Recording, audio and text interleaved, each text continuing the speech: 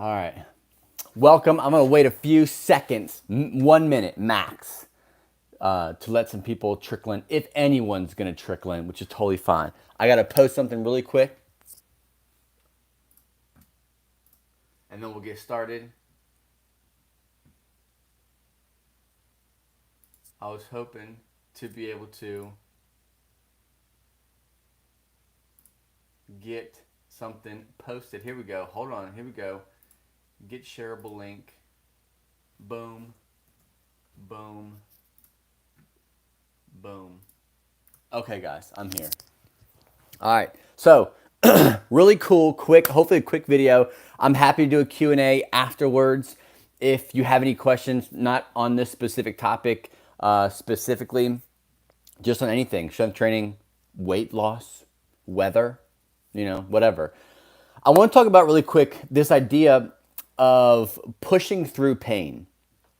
And it could be seen just in daily issues, like daily pain, daily just frustration, struggles. It could be in the gym. It could be during your current process of what you're doing to get out of pain.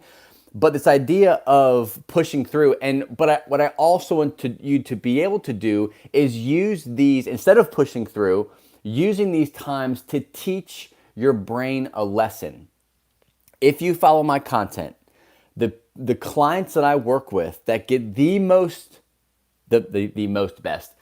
best results when it comes to building smarter strength, overcoming fear, building confidence in their body, and not just like losing weight and being confident in a bikini or in your board shorts, but just confident in like the strength of their body. Like their body's not going to break, even though they've had a surgery, even though they have persistent low back pain.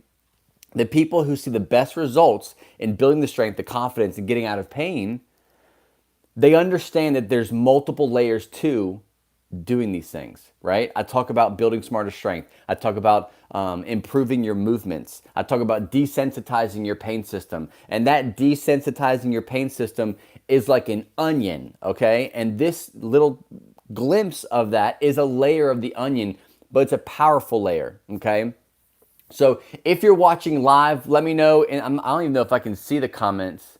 So if you have a question, if you're watching live, type in live below. If you watch a replay, write replay in the comments section below. Let me know where you're at. If you're watching from the U.S. or out of the U.S., love knowing kind of where people are at. I get people from all over the world, which is a huge blessing. Like, that's such a cool thing to be able to do, is like not just be working with the 7-mile radius of like what I remember as a trainer, it's like, my reach was 7 miles. Like that was 7 miles from my gym was where I was reaching people.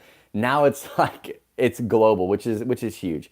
So let's talk about really quick what you do when your pain is at France. Wow, that's awesome. What you do when your pain is at its worst. Okay, so you have back pain, you're post-surgery. Again, this is fill in the blank when it comes to where you are, right?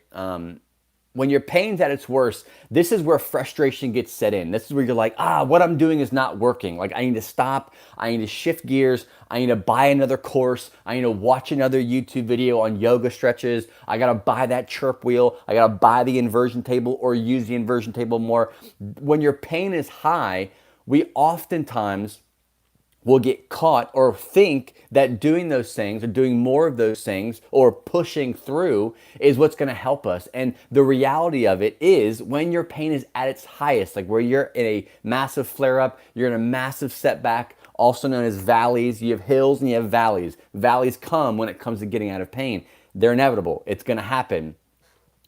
But when you're at that point, right, you're in a place where the pain is worse, you have to do what works for you. You got to stay focused and not try anything new, but back out, calm down, and do what works for you. A great example for me perfectly at that point in time in my life where my pain, because of all the stupid stuff I was doing, my pain would be extremely elevated. And simply doing nothing, right? Like taking some ibuprofen, going for walks, laying on my side, then switching every 15 minutes to the other side, then switching to my stomach. And it sucked. Like those moments where your pain is high, they suck. And it's instead of, and I'm gonna teach you the lesson your brain's gonna learn by doing this, instead of stressing, trying more, pushing further into it, which is only going to set you back, you're taking a step back, and you have a toolbox, you have a pocketbook, a book bag full of things that you know works for you in those critical moments. Point number one, use those. This is a time where we can lean on those little things that we do that just make our life a little bit better. Heating packs, ice packs, hot showers, cold showers, what's that salt? Epsom salt. Is it Epsom salt? In a bath. Those things are not long-term relief strategies, but in the moment, they calm the brain down, they calm your pain system down, and they give you some reprieve. So that's point number one, right? Pull those tools out. Point number two is, this is where the brain comes in. This is where the lessons in the brain come in. You've got to start managing the words, managing the things that you're telling yourself, managing the things that you're allowing yourself to speak, right? Your pain is at its worst. You're having a flare up. There are common things that you'll tell yourself, like, I'm doomed. This isn't working. There's no way that this program, this process is going to work for me. I need to stop, or I'm like, my back is unfixable, or my body's unfixable. Like, due to that surgery, my life will never be the same. Like, you are using these words, whether you're saying them out loud or you're saying them in your head, you're using these words. And the lesson you have to teach your brain is to not view these situations as fearful, dangerous, like warning, get out. I was trying to make a warning sound. Is not a warning sound, but making all these alarms going off in your system, like, holy crap, we're broken. This is broken. We're not doing it right. Escape. Like, those are the things that you want to tell your brain in those moments. But you have to use that time to reinforce, to teach your brain a lesson in that where you are right now is okay. To trust the process, to be okay being uncomfortable, being okay being in a valley when you may not know, but being in those moments where there's hills and valleys, and right now you might just be in a valley. You might be in a place where, you've been trying to do too much. And because of that, your pain system is on high alert. So, and there's I've kind of said them out already. There's really specific things that you could probably relate to. One is I'll never get out of this pain. I'll never be able to beat it. I'll never be the same as I was before my surgery, or before my herniation, or my bulge, or my injury. This process right now isn't working. It's not working. It's not going to work. I got to abort, and like I said earlier, I feel doomed. I feel like what's happening is not actually going to get me results. I got to bail. Instead of replacing those things with, this pain where I'm at, this valley, is only temporary. It is not forever. I know you may have been, or you are, or have been struggling with pain for the past 6 years. It was 5-6 years that I was in some intense situations when it comes to pain that it felt like it was never ending. And I'm not talking about the consistency over long periods of time. I'm talking about intense, right now, in the moment. You are in high levels of pain, and you're hopefully using the right program or strategy to get out of pain. Other thing you need to replace is that your body is safe. Despite you may be in pain, despite whatever you did may have caused a flare-up, that your body is still safe. This is not a dangerous place to be. You are not broken. You did not do something, unless, again, there's always outliers, right? There's always situations where you're losing control of your bowels, like you can't walk. You're literally on the floor paralyzed because of whatever situation happened. Obviously, we got to use common sense. There's moments where it is smart to go get help, and it's smart to say, okay, my body is in danger. We got to make some room. Cool. Thanks. I'm trying to read these comments and talk at the same time. It's hard. My brain is one compartment at a time. If you have questions, be thinking right now, ooh, that's good. Write a question in the comment, save it. I'm going to open up a few minutes for kind of Q&A, and then we'll shut it down so it's not too long. So trust in the process, teaching your brain that in those moments, in that fire that you're in, when it comes to pain, comes that flare up, that you're safe, that is going to be okay. And what you also have to remember when you're doing this type of stuff is this is not a way to take the pain away, right? There's a whole slew of like mind body connection strategies of teaching your pain system or desensitizing your pain system, and looking at pain more from a biopsychosocial model of pain rather than like mechanical. Like, I've had surgery, I've got mechanical damage, therefore I need a mechanical fix. And because of the surgery, because of my herniation or my bulge, I have to not bend over, I can't twist. Like, that's all mechanical stuff. There's that, and then there's other elements. I'm talking about a major critical element that not a lot of people, your surgeon, your doctor, is not talking about. Okay, it's not in their material that they learn. It's not a part of their job. Okay, this is your job to understand and research and really dive into this stuff. Okay, but this whole teaching your brain lessons it's not a tool to get out of pain, right? If you're in the moment, you're in pain. I told you point number one. If you're just tuning in now, I've gone over 2 points. Point number one is what you need to be doing right now. If you're in a high level flare up, high level issue, high level pain situation for whatever reason, go to point number one. But branching off of point number two, which we're kind of finishing up with now, is, again, this is not a Tylenol. This is not ibuprofen. This is not Vicodin or whatever you take for your pain. Like, this is not that. This is long-term relief strategies. This is taking your brain from being in a fearful, painful situation and being used to that and getting yourself out of it long-term, right? Like, we're not talking about like shifting just for the moment, but like, this is what you need. And for people who like are YouTube warriors, right? People who like you, and this might be you. If you have been searching on the internet, Google, YouTube, leave it in the comment section below. Me, like if you have used YouTube, you've used Instagram, you've used Facebook, Google, Med. I'm not sure what website. I haven't been on those websites in so long. Like WebMD. Like, if you've used that to get relief strategies, type me in the comment section, because that was me, and that's one of the most dangerous. Even though we're taught to trust the medical process, doctors are awesome. They are. Doctors are very awesome. Surgeons are very awesome. They do what they do very well, and they're trained to do that. But there's an element that you've got to take responsibility for, and no one's going to take responsibility for it for you. And it's what you're telling yourself, what you're allowing yourself to put seeds in your brain that are not going to pay you investments. They're not going to give you interest when it comes to getting long-term relief. Okay, so that's it. That's all I want to talk about. It's about not pushing through pain. When I say pushing through pain, I mean like kind of in your workout or in your day, you're like, you know what, bump it. I'm just going to go. My back is smoked. I shouldn't have done what I did last night, but I know working out, I'm going to follow William's Smart Strength membership workout, and I'm in a massive flare-up, but I'm going to push through it. No, absolutely not.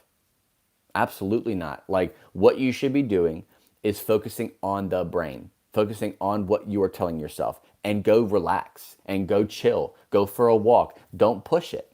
Don't push it, because nothing you're going to do by pushing through the pain, none of that is going to help you get out of it, period. Right? And this, we could even segue into talking about like your own personal pain threshold. Like, if you're not in chronic debilitating pain right now, but you're in pain, like you have back pain. If you're watching this, if you're following my stuff, odds are you have some level of back pain or post-surgery fear of causing more pain. And that's you. Like, this is a strategy that you do often. I do this with my clients. If you're wondering, like, what is the best way to apply this? Like, is it only just in high pain situations? No. Like, this is something that my clients work with. It's something that I haven't really mentioned this yet, but I have a 12-week strength and pain relief accelerator program, right? This program is a 90-day program that dives very deep and very quickly into the easiest and fastest way to gain control over where you are, right? Over your pain, over your post-surgery fears of getting back into exercise, and you're just trying to figure out what to do. This strategy, training the brain, understanding that where you are is not a threatening spot, is one of the biggest things. It's one of the pillars that we go over heavily inside of that program. Now, I don't want to dive into what the program is and all that stuff. If you are interested in that, you want to learn more about that, you can leave a comment under this video, or you can email me. I'll put my email address in the comments to this video, and you can shoot me email. Let me know, right? Relief, right? Just respond to the email with relief.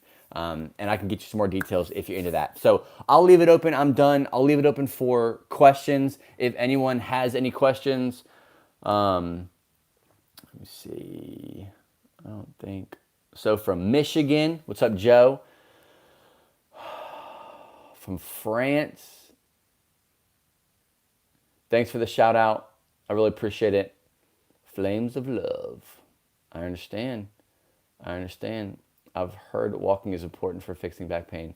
How important is it, and how many miles time should be spent walking? Awesome question. I just did a YouTube video on walking, so check that out. It's a little quick one on Thursday, so it's on my channel.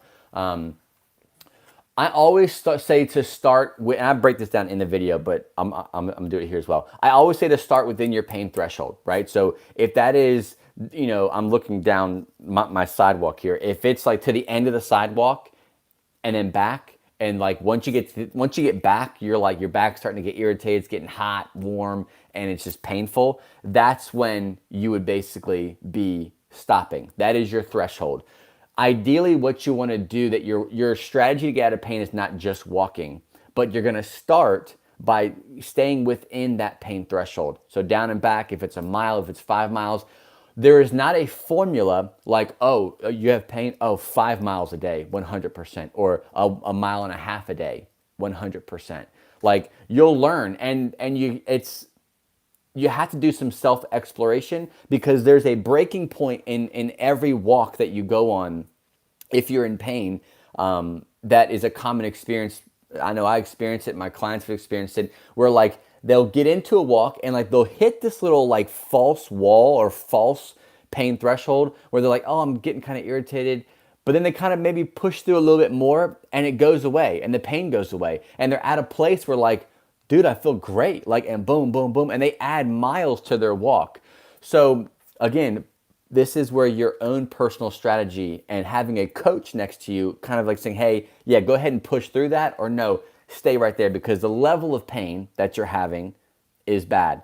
The level of pain that I usually work with people on is 4 out of 10. Don't let your pain go over a 4 out of 10. That's in the gym, that's on a walk, that's wherever. And there's research behind this number. Like, there's research behind going to that level. If you're a perfectionist, or you, not a perfectionist, but if you're someone who's like, I want to have zero pain, then that's fine. The research shows that those who wait to have little to no pain whatsoever before they do it or while they're doing it, versus those who say, I'm going to push through a little bit more and go to 4 out of 10 pain, they have the same results. They're both going towards the same goal. So if you are a pain-free type of mentality, then go that route. It's okay. You might be a little bit slower to pushing through and getting to a different place, but you're still going the right direction. And if you are a 4 out of 10 person, that's really good. I prefer not, if I could restart again, because I was at first a pain-free person. I was like, I'm not gonna do anything until I'm 0 out of 10. And that just slowed me down. It just slowed me down because I was in chronic pain. I enjoy having that 4 out of 10 rule, or kind of like measurement marker to kind of go off of. So any other questions? I appreciate the questions. I'm going to try to, I always say that I'm going to try to do these more. Sydney, Australia. My fat thumb's on the way.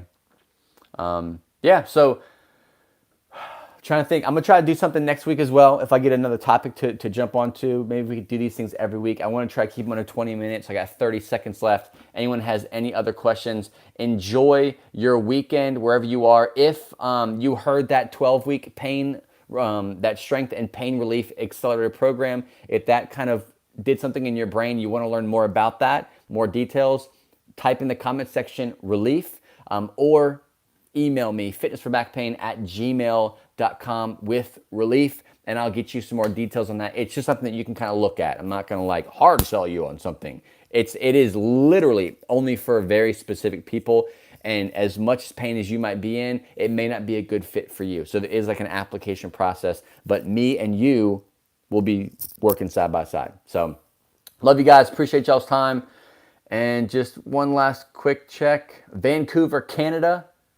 What is up? Thanks, guys. And I'll